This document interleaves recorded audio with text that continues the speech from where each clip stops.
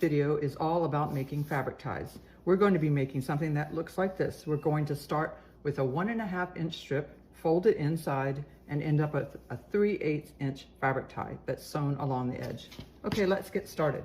First thing we need to do is learn how to cut the fabric. So this chart will show you how we're going to cut it. We're going to cut the crosswise grain and not the bias. This is our piece of fabric,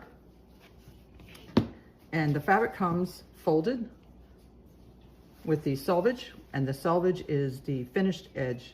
We're going to fold our fabric and then fold again to cut our strips because a smaller piece is easier to work with. We're going to cut the crosswise grain so they're not so stretchy, because if we cut on the bias, they would stretch too much. All right, so now we take our rotary cutter on our rotary mat and our clear ruler, we lay it down. We cut a 1.5 inch strip. If you don't have these items, you can use a regular ruler and mark it and use scissors. When we've cut our strip, it looks like this. And we're going to fold it.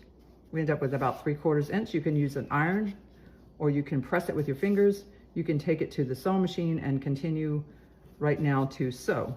So we can use our iron and iron it all the way down if we want, or just take it to the sewing machine.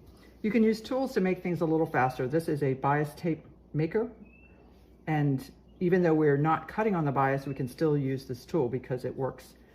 So we take our strip and we thread it through, and as we pull it, it folds it for us. And now we can iron it or take it right to the sewing machine and use this at the same time.